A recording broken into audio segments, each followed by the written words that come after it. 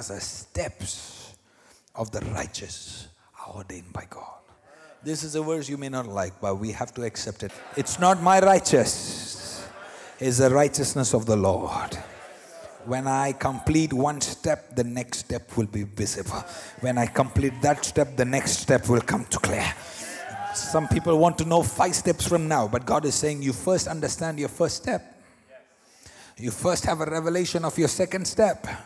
When you have a revelation of your third step, then the 4th will be revealed, then the 5th will be revealed.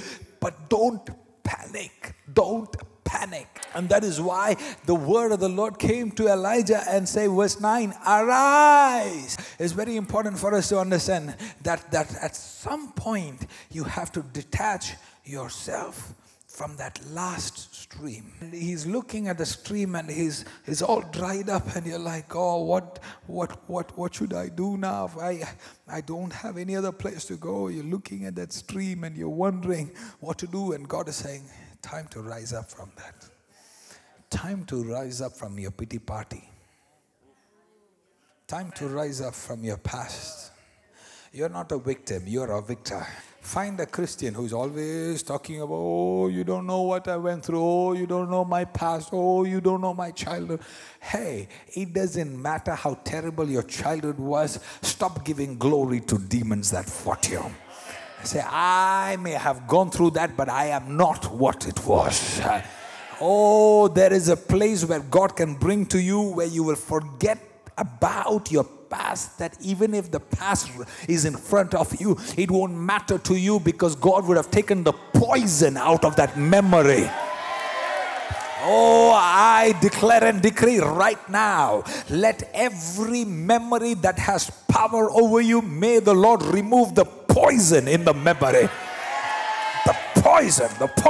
The reason why when we talk about your past and your eyes swell up and your heart starts racing and your pulse starts racing and you think you have forgiven, but the moment you talk about it, your face turns pink and there is emotion. You feel the walls are closing down. You feel you can't breathe. You want the windows open. The reason is because even though you think you've forgiven it, the wounds are still not healed. There are so many people in the church today, they believe they have forgiven somebody, but they are not healed. They're not healed. They let the other person go, but they have not let themselves go. They have forgiven the other person, but they have not forgiven themselves. A very senior man of God, he told me, Shyju, when something bad happens in life, God will forgive. Even the devil will forget. After a long while, even the people will forget. But it is us who hold ourselves as prisoners. Is anybody listening to what I'm saying?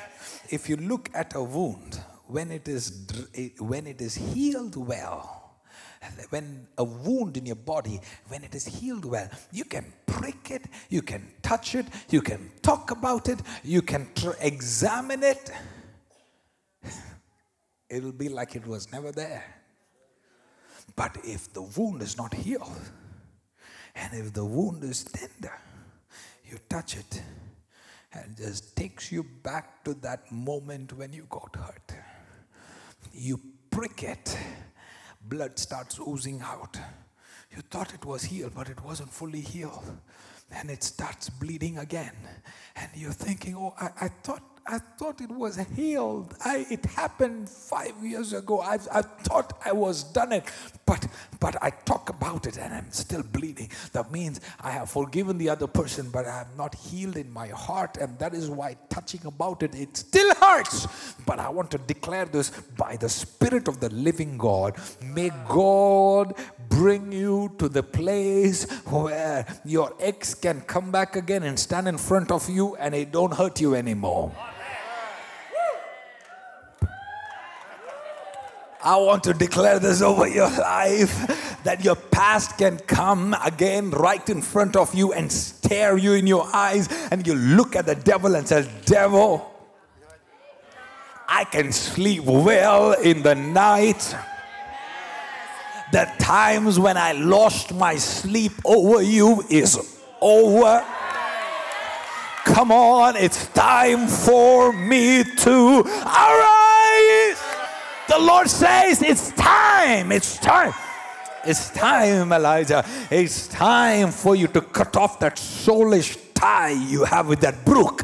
It's time for you to stop depending on your brook. It's time for you to think that the brook is your God, is me that is your provider. Watch me in action, for the best is yet to come.